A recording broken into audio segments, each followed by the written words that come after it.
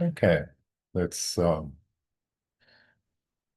raise bodhicitta, and as always, very simple opportunity to become present in the moment. Here we are.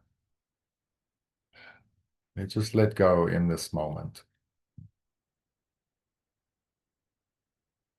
Rest in the vast view.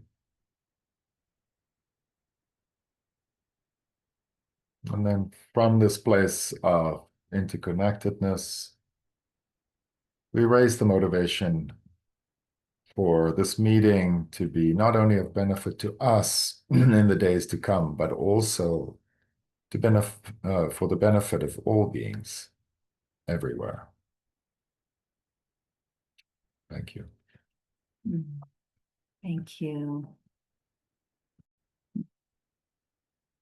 All right. So speaking of where I just was, as I mentioned, I was at Taramandala for our Magyu or Mother Lineage gathering. And one of the things we did, which some of you who've been at our Skymind retreats in person, we don't always do it, but we often do it, is an overnight Cha practice. And so we did this out on the Prayer Flag Ridge of Taramandala, which is a beautiful ridge where you look to the west, you see this beautiful chimney rock. It's this rock structure. And then further in the distance, you see the La Plata Mountains. And behind you to the east, you have the San Juan Mountains. And so there's just a vast, vast view. And what we did is we went out in the evening, around 8:30, just as it's beginning to get dark, and we began to do our Cha practice. And we made a fire, and everyone was invited to stay up all night. And you have a choice. You can stay by the fire and do your Cha practice. You can also individually go off into the darkness and do your practice and then come back. And basically, we do the traditional Cha practice, which takes anywhere from 20 to 30 minutes. And then we just sit, or some people would lie down by the fire, and then we do it again. And then we take a break and so forth. And so some people stay through the whole night. Some people go back at some point and decide to rest in their room. And then in the morning, early morning, just as the sun rises, we gather for our final practice. And we send out any merit that's been gained in the night to the benefit of all beings. So it's a very, very powerful way of coming together in community, and obviously pushes our comfort edges very much. And so I see a number of you here. Maya, you're also here, who are with us in the overnight. So I was inspired to just share a few insights from this night out. And as Peter and I were talking, we realized there's sort of these gateways, these insights, gateways to broader teachings and reflections we'd like to share with you. So there's sort of three main aspects of the night that we'll use as hooks to offer our reflections today. So one thing I noticed as, in the beginning, the evening, you're practicing and people are sort of figuring out where they're sitting, and then it gets dark and people have their lamps and rearranging, and some people get up and go, and then we come back and practice, and the fire is getting bigger and bigger, and the night is getting darker and darker, and that contrast between the light and the dark becomes ever more intensified. And we do this in silence, right? So there's a kind of silence that begins to settle in. And there's some point, I don't know what time it is, but there's some point in the night where, for me at least, as I'm guiding practice, as I'm sitting, as I'm tending the fire, there's a sense that reality begins to thin. That I'm still seeing everything that I saw earlier, right? I see the cushions, I see the fire, I can see the stones, I can look up and see the magnificent star-filled sky. I feel my body, I hear the sounds. But things are getting thinner and thinner. That graspability, the edges of reality are not quite as solid. And it's almost, the image that really came to me was like a piece of cloth, a fabric that's woven with threads. And initially it feels like, oh, this is the solid fabric, right? Our reality is solid. Like I can look out here and I see the window, I see the tree, and it's all very there. But there's a point in the night where that fabric actually begins to thin, and you see all the threads of the fabric are still there, but it's like they're coming apart a bit. The fabric is not quite as dense. It's not quite as believable. There's a thinning, right? It's almost like you can see through the threads of the fabric that we call this world, that we call our reality, of what we see. And it's a really, for me, felt experience. Everything's there, but it's not quite as dense. In fact, it's not dense at all. In fact, what begins to emerge is the realization that this reality as I experience it is very ephemeral indeed. It is not at all as constructed and real and continuous as I tend to think. In fact, it's more amazing that I wake up every morning and see that Peter is still there in the bed beside me, or that my house is still here. That is far more amazing than to wake up and have it be completely something else, right? We know this actually. We know this. This is right, the moment of death. This is why death is such an amazing teacher, because suddenly we go from what seems so very real to being gone. But actually, we experience this every night when we go to sleep.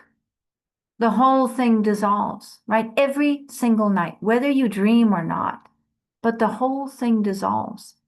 And we wake up, and then it's all seemingly there again.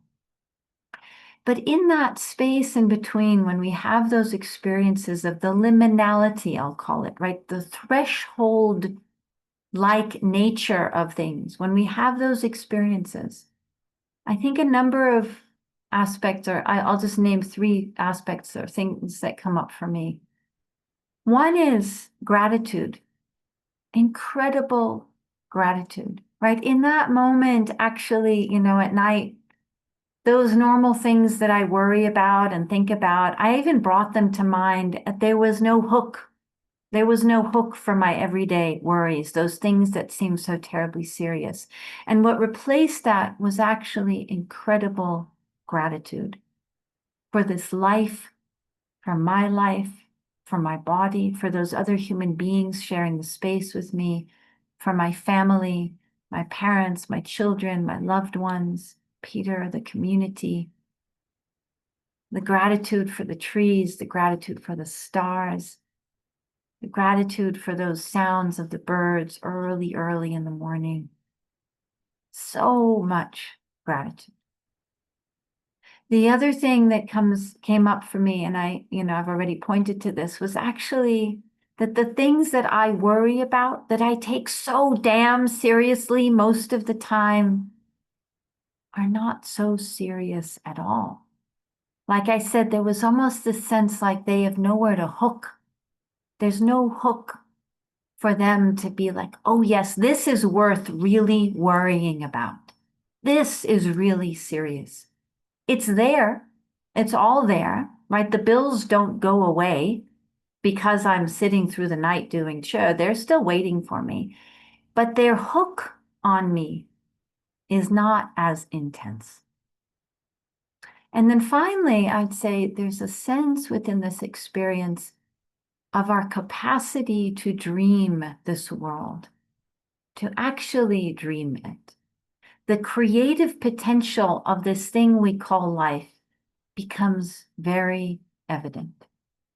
And I think this is why traditional societies throughout time and throughout cultures have created ritual where we are pushed to the edge of our everyday experience, where that which is the rote and the rhythm and the everydayness of things that gets very solid is actually broken. And this is why we practice. This is why we push ourselves into experiences like staying up all night and practicing, or going on solitary retreat, any kind of ritual Or space. showing up here, Skymind Sangha. Yes, right. Taking that break in the sequence of your day. Why those moments can actually be so potent. Okay, second insight, and then I'm going to turn it to Peter. You've probably heard us talk about this beautiful teacher, Tulku Orgyen Rinpoche, amazing Dzogchen teacher who has a phrase about taking short moments of awareness. So, right, resting in awareness, taking short moments of resting in awareness throughout the day, as often as you can remember, until they become continuous, And I realized as I was sitting there by the fire in the middle of the night, I said, it's not about collecting short moments of awareness like golden coins in my pouch of awareness practice. Awareness is already always continuous. We don't need to make it so. We are not making awareness continuous through our short moments. It's always there. What's more real is that awareness is always continuous. It's always there.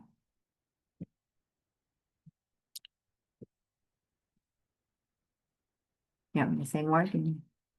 No, in thinking about this before the meeting, I thought, well, going to look for some verses from Machik Labdrön that will support this or demonstrate this idea. And because we wrote a book about Machik's verses, we have a list of verses that we can go and reference. And I just started reading from the top and like, well, let's see if we can find one that's really pertinent to this. And it was so funny because I started reading from the top, and almost every verse from the top was pointing. It seemed like. Now, of course, it's also the glasses, the lens I was looking through at this, but still, almost every verse was pointing to this thing that awareness, the nature of mind, primordial nature, is not to be found only when we poke through the threads of the fabric and spy the mysterious other side. It's not just coming alive in these short moments of, blissful realization or, peak experience or meditation, nyam or insight. It is everything all the time already. Both the fabric and the threads and the mystery through the threads are it's all part of the mandala or the fractal, the ever expanding, ever evolving nature of mind. It's and so easily, and I think I probably referenced this last time as well because I've been thinking about this a lot. By virtue of talking about the nature of mind or taking a short moment, we so easily create another duality between the mundane, everyday, caught upness, contracted awareness and the expansive awareness of seeing the big picture, the big view. And yes, there are very distinct experiential differences between those two states of awareness. But what is also true is that no matter how densely woven the fabric is or how transparent the fabric is, it is all the continuum of the nature of mind. And Okay, so theoretically, this sounds interesting maybe, but how is it practically, ha useful to us? And is that it's the basic okayness of what is going on with us. It's the relaxing of the continuous striving and grasping, even in terms of our spiritual goals.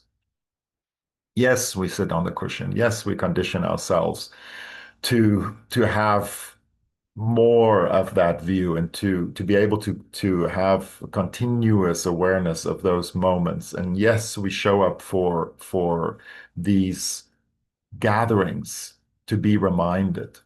But our daily life, even our most contracted selves, our most anxious selves, are also a part of the whole fabric and is also therefore kind of okay, really basically okay.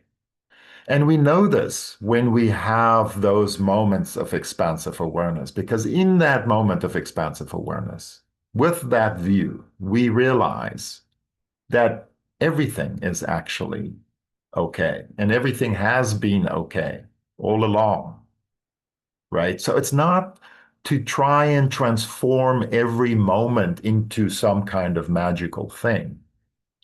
It's actually just being able to rest so that the ordinariness of everything, the mundaneness itself becomes actually the beauty of what is going on. There's nothing we have to do to manufacture something special.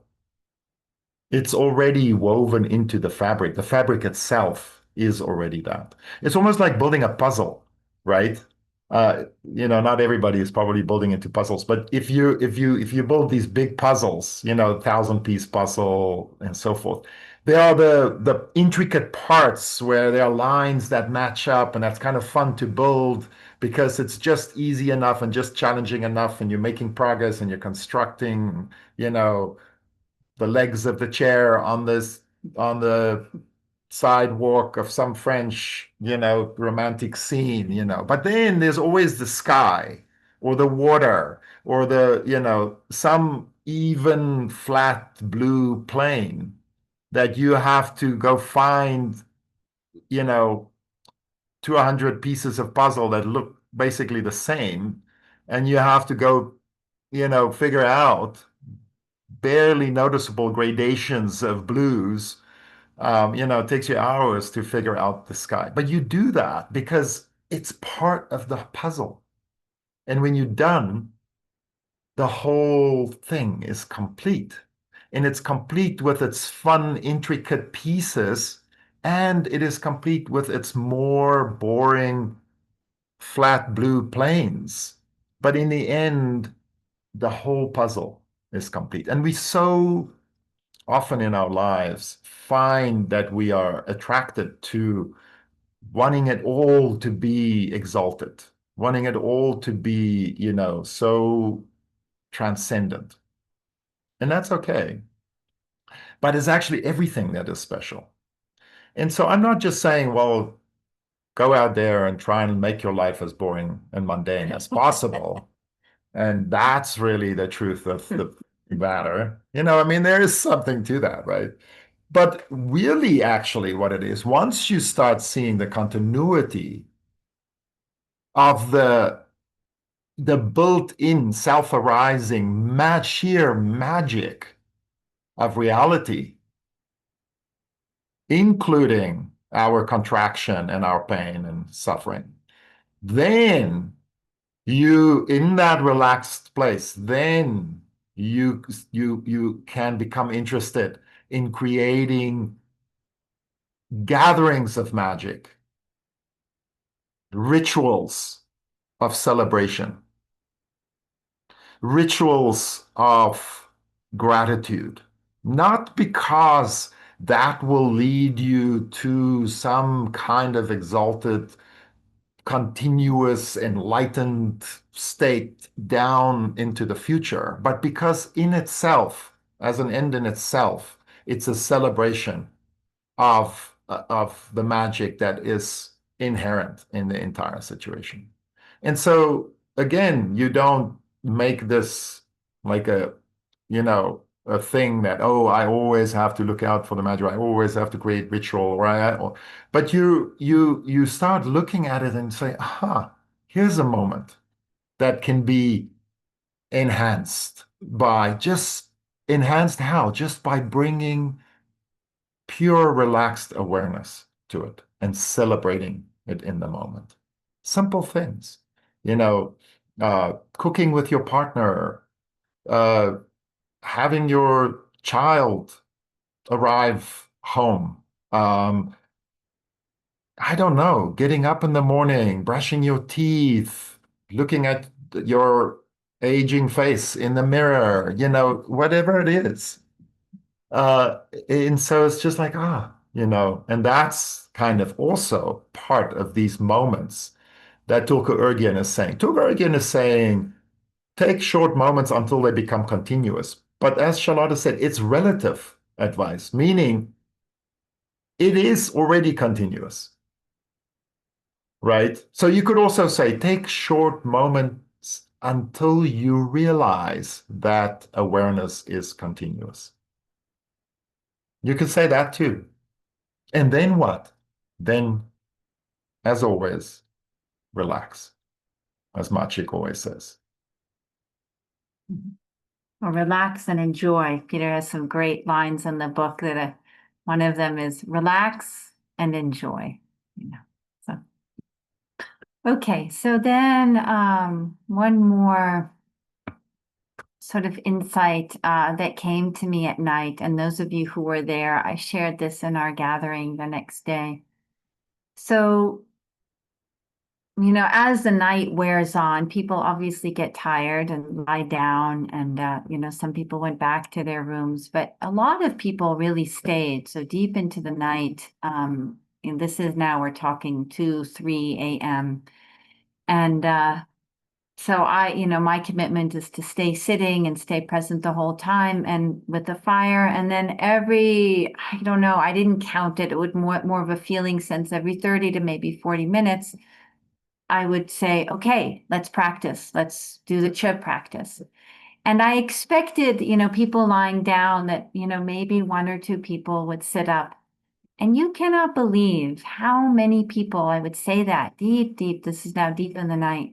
I'd say, okay, let's practice. And these lying figures who'd been lying completely still in the darkness would sit up and they'd pick up their drums.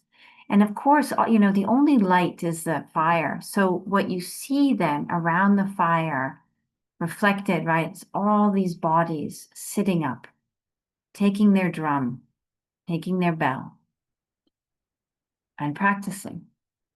And so as we're practicing, I'm looking and I see really it's this council of beings sitting in the night, lit by the light of the fire. And what came to me so strongly is, what are we doing here? What are these beings who've decided to sit up in the night to practice? What is it we're holding?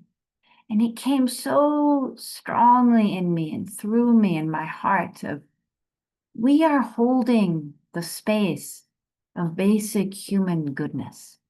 We are claiming this ground. We are planting the stake of goodness, of life, of beingness itself. And it's as though as we sit up, as we do our practice, deep roots go down into the ground to say, this is true. This goodness of life, this basic goodness of humanity, this is what we claim. This is what we sit for. This is what we practice for. It is not a fight of good and evil. It's not a call to arms of let's go out there and, go for goodness. No, it's actually sitting for goodness. It's claiming this ground for all of us. And so it was it's that, and it has to do with the thinning, right? And the thinning of the veils, there is that duality of good and bad, of for and against. You don't have the energy. You literally don't have the energy to remain in duality. What you have energy for and where you get energy from is actually that sinking down into the vast ground that holds everything. Non-duality is a place of profound energy, is the ultimate wellspring from which all that diversity of dualities and multiplicities arise. But when you run out of energy to be in duality, you come down into that ground where we all meet, and you sit there and you claim that. That is profoundly beautiful and powerful. And I think in terms of all of us who've taken the time to come together in a gathering like this now today, this is why we practice. When we sit, when we do our meditation practice, whether it's in community or all on your own, whether it's for 5 minutes or 5 hours, that's what we're honoring. That's what we're claiming. This is true. This goodness is true. This is what I sit for. And so as Peter was saying, we were looking at our Machik verses again today, and there's this one that I've spent a lot of brain power on, but suddenly it came alive in a different way. And Machik says, samsara is liberated in its own ground. Do not seek nirvana apart from that. Samsara is liberated in its own ground. Do not seek nirvana apart from that. And so really this is just now an embodied, right, visceral level of, I think, that experience that I'm sharing with you of seeing this community come together and sitting. It's that we're not fixing, quote unquote, samsara up here and rearranging and trying to make this be different or fix that or rearrange that or, convince this being over there. It's actually the liberation comes in the sinking down into the very ground itself.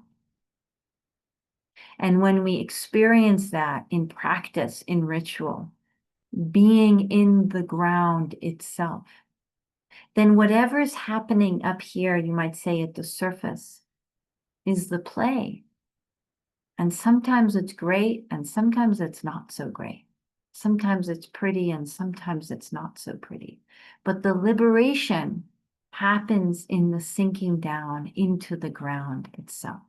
Liberated in its own ground. Liberated in its own ground. And so that's the power of practice, is connecting with that ground, recognizing that ground.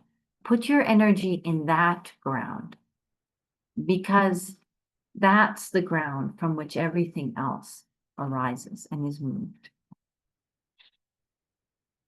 Yeah, don't create a duality between samsara and nirvana, between some kind of, contracted state and some expanded, awareness. It's liberated in its own ground. Do not seek nirvana apart from that. And she goes on to say, and I'll paste this in the chat in a moment. She goes on to say, do not meditate purposefully on non-thought. Do not meditate purposefully on non-thought. It's kind of interesting, right? Because if you think of your meditation, sometimes we try hard to hit some kind of state experience of the nature of mind, right? Do not meditate purposefully on non-thought apart from the arising of thought's own forms. So it sounds like, oh, is this like some kind of koan? No, she's just saying like the thoughts that already arise are actually the thing you are, it's made of the same stuff. The nature of mind that you're looking for, everything is already a manifestation of that. It's right in front of your eyes already. So you don't have to try and find something, stretch that fabric and really struggle to peer through the gaps between the threads in order to find this ever elusive something or another out there. The fabric itself is already actually the thoughts itself. They are already a display of this thing, this mysterious thing that we are looking for. Right? It's interesting because it's like the fish trying to learn about water, right? We are swimming in it. And now someone is saying, well, what do you think about water? You're like, what is water? You know? Um, and then someone is like, well, now you go on this journey to try and learn about water as a young fish or as a fish, you know. And someone is like, it's ready. It's what you feel against your skin already. You know, you're already in it. You're swimming in it. It's everything, you know. And you're like, wow, this water is such a magical thing, you know. Wow, imagine. I wish I could learn about water. I wish I can find water. It's a little bit like that. So yeah, it is tricky, but it is also actually kind of self-evident. Yeah, at the same time. So I said all these verses I was reading were like pointing to this. The other classic one that we always use as an example, don't search, don't practice, rest in your nature. You've heard that one before, probably, right? Another one, I'm not explaining these, I'm just sort of saying, like, look how these are pointing to the same thing. A person with realization, that one who has found the water, a person with realization rests in their own ground without altering it. The fish keeps swimming and breathing water once it realizes the nature of water. A person with realization rests in their own ground without altering it. And then the one that Charlotte had samsaras liberated on its own ground. Do not seek nirvana apart from that. Do not meditate purposefully on non-thought apart from the arising of thought's own forms. I'm going to paste all of this in the chat. And then finally, this is a beautiful verse. Do not make the unborn a point of reference. Do not make the unborn a point of reference. Do not fear cyclic existence. Do not fixate on grasping thoughts. Meaning she does don't fixate on trying to grasp thoughts. She's saying grasping thoughts is the thing. Don't fixate on that thing. Don't worry about thoughts. Do not meditate on non-thought. There's that idea again. Do not meditate on non-thought. So this do not make the unborn a point of reference. It's a really good instruction for us practitioners, and meditators, because we easily make non-thought, a thing to meditate on. And that's fine because we're learning about water, right? And once we understand water, then we just rest. Here, I'm gonna put this in the chat, and then maybe do some practice. Do you want to lead? Yeah, I'm just looking at the chats that have come in. So I'm pasting this in. Let me just see. There, they all kind of run on together. Jestem na kolu. No. They run on together in the chat, but anyway, I think you can separate them. Just as I entered them and hit enter to create spaces, it posted it. So I'm just looking at a question, Bogdana, that you sent. How do you reckon with non-duality when it comes to the feminine and the masculine? In the context of our response to the world through meditation practice or other means, I can't help but get hooked into that duality. Yeah, so duality doesn't go away in the recognition of non-duality, but it's not solid. It's not the only way. What duality becomes is skillful means. Skillful means. So Thich Nhat Hanh has a beautiful piece about this. He generally writes very accessibly, his writings. But he has this piece on Zen, it's called Zen Keys. And he writes about this play of duality and non-duality, and how ultimately the nature of things is non-dual. But then he says, but what happens to duality? And he says duality and our ways of understanding things. So the masculine, the feminine, the what do I choose? What do I not choose? Where do I put my energy? Where do I not put my energy? What do I say yes to? What do I say no to? All of these become forms of skillful means of compassion. What is most helpful? What is the way to meet our world right now? And I think when we talk about bringing the feminine into our world, we're talking about bringing nurturance. We're talking about creating connections. We're talking about let us focus more on our relationship with each other and between each other rather than the goal of what we do. We all have masculine and feminine in us, right? So what is needed in our time right now? We need more connection. We need more connection to the earth between each other. It's less about what can we get to Mars? I would say, this is me, Charlotta speak. It's always me speaking, but I would say it's less about getting to Mars and more about, can you talk to your neighbor? Can you talk to the person who lives on the other side of the street? Can you talk to the person who voted for the other candidate? Is actually much greater work. Or the person from another gender. Then that's much greater work than going to Mars, right? So we might call this the feminine. We might call this that. This is the way. What is most helpful here? As the non-dual ground arises, it's said that it arises as compassion, meaning that these forms that we experience as dualistic are all forms actually of compassion. So to your question then, the hook is not about how do I get out of this duality.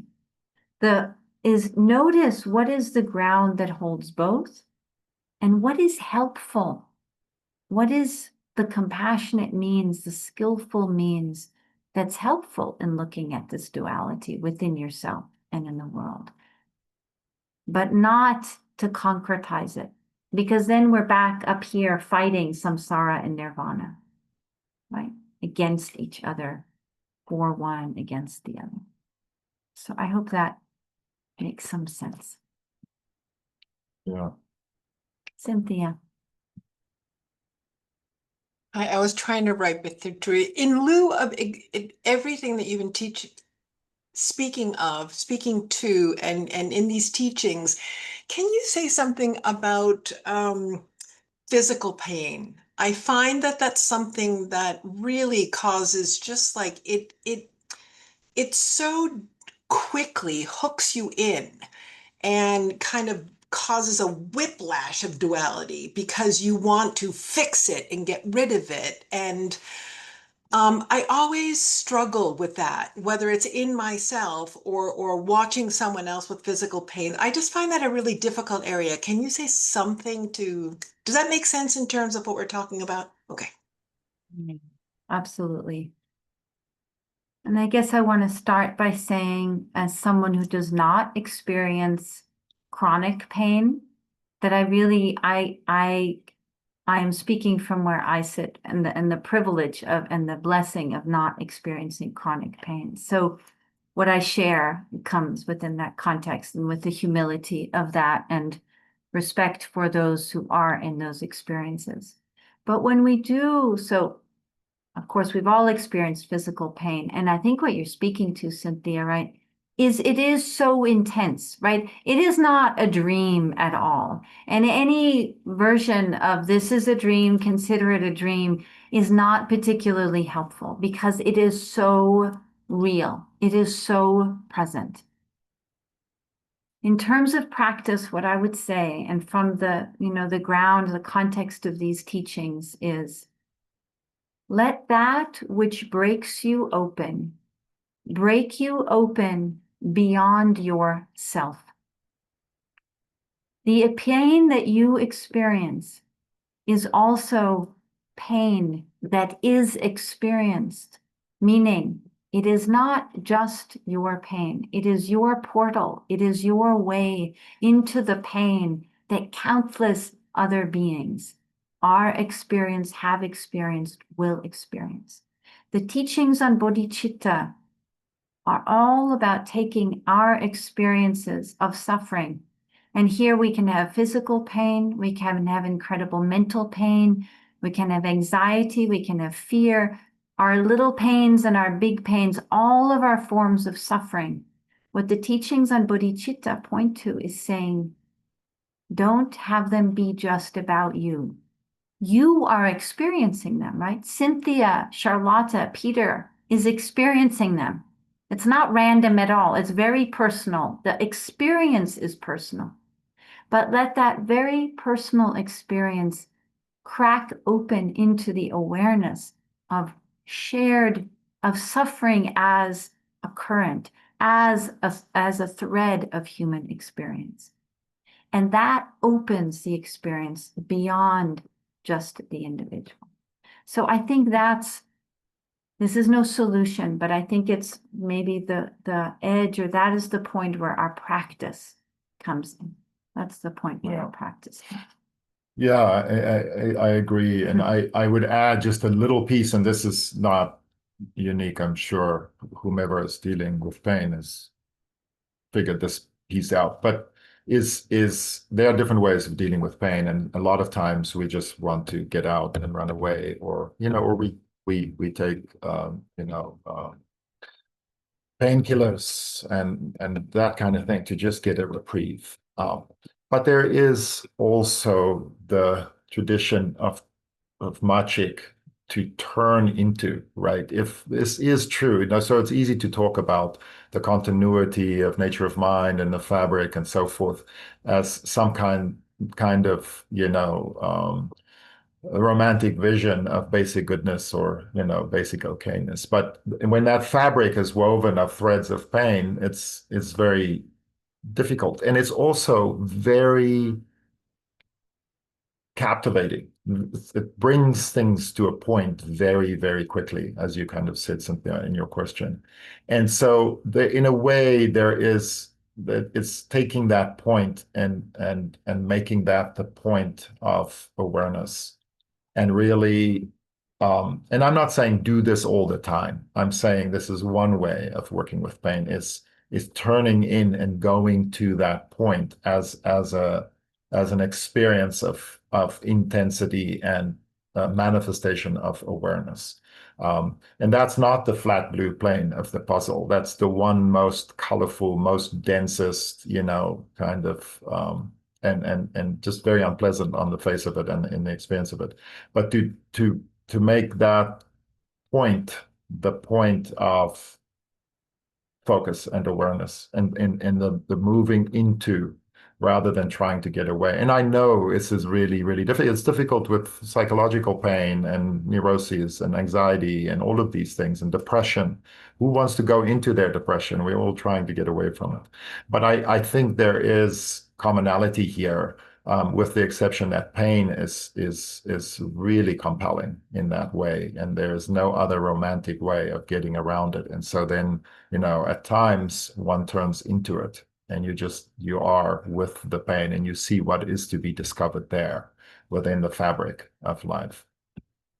Yeah, and thank you. The comments, Carolyn, about starting feeding your demons, which obviously is a profound practice of doing exactly this, of turning towards. And I think, Cynthia, to your point, dropping the sense of something's wrong, like I need to get out of this, but rather how to be in it and with it.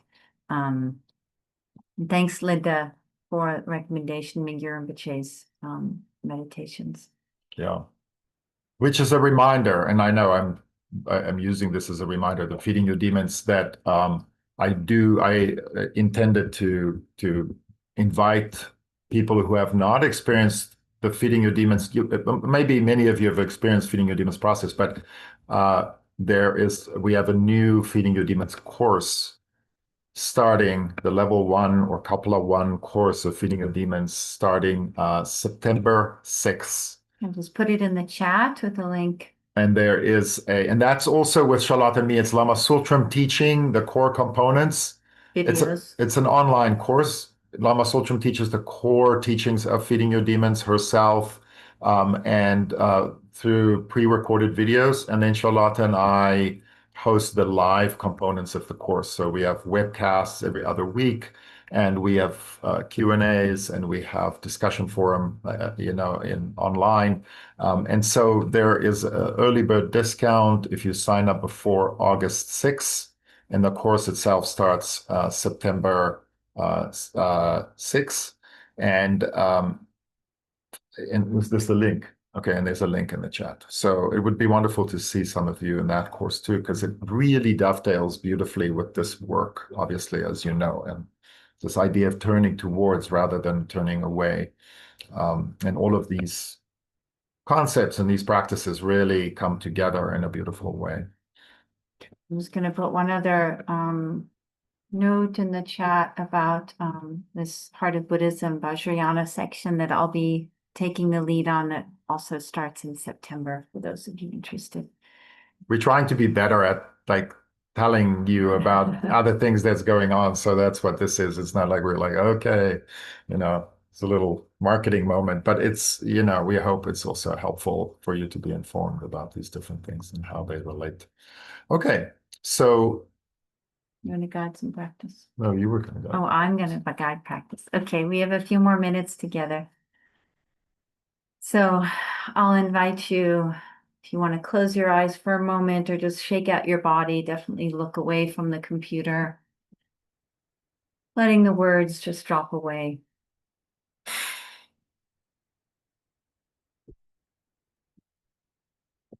And then opening your eyes, looking out into the space in front of you. There's a window that you can turn towards to look out. That's easy, you might do that.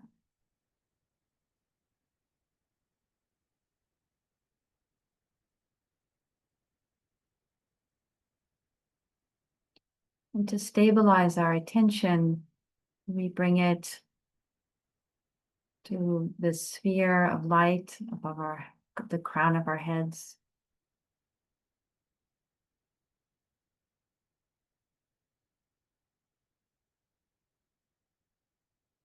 And attention simply rests here,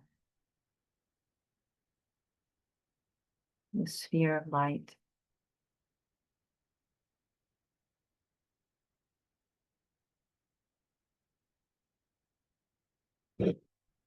Whatever thoughts arise, let them just be drawn to this point of light. Sit for a moment in this way, letting attention come into focus.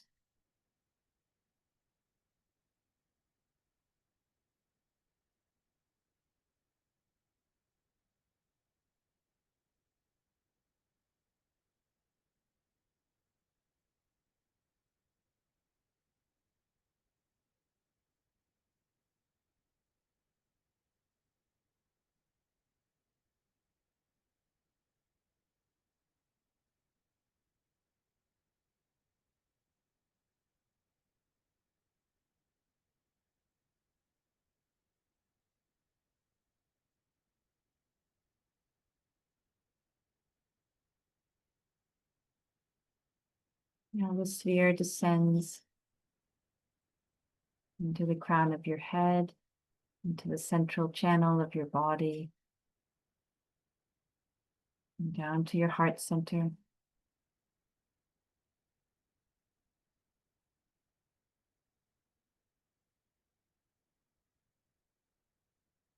And here it expands from your heart center.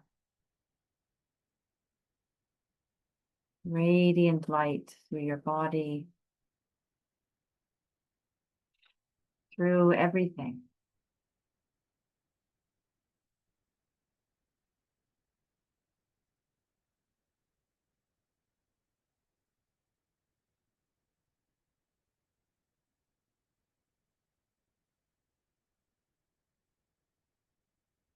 Again, here rest in this radiant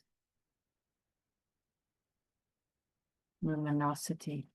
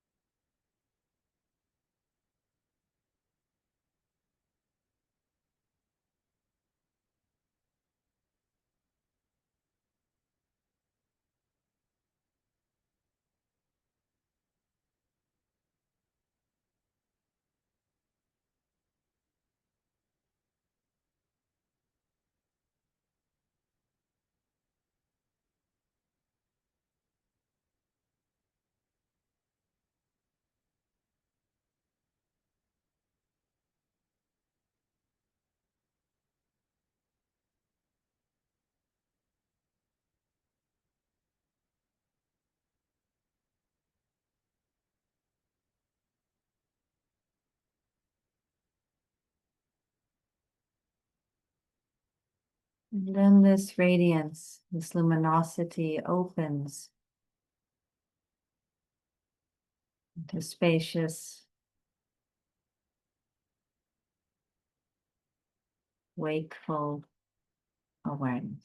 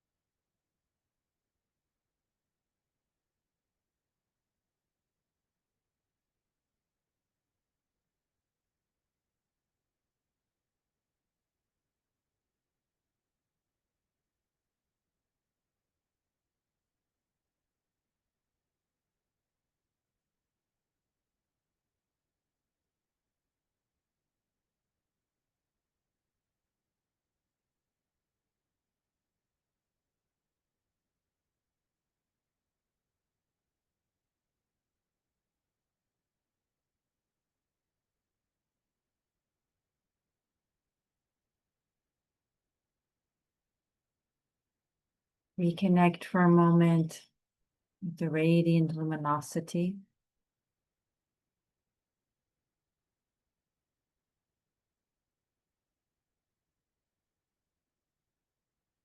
Dissolve that into your heart center, into the sphere of light in your heart center.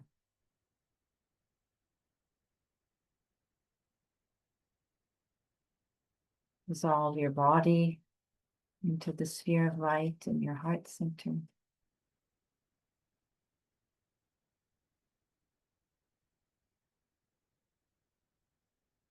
And now the sphere of light dissolves.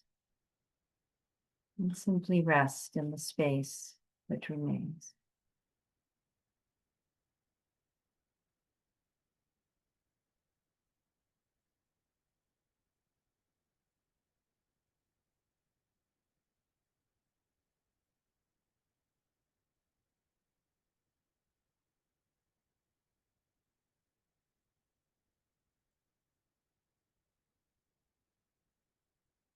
Let's dedicate any and all goodness that may have been generated in this time together, in our contemplation, our sharing, our presence with each other in this meditation. And may that goodness go out to benefit all beings. Everyone.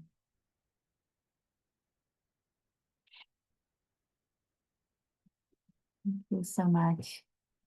It's wonderful to see you. As always, I will send another email for our times in August.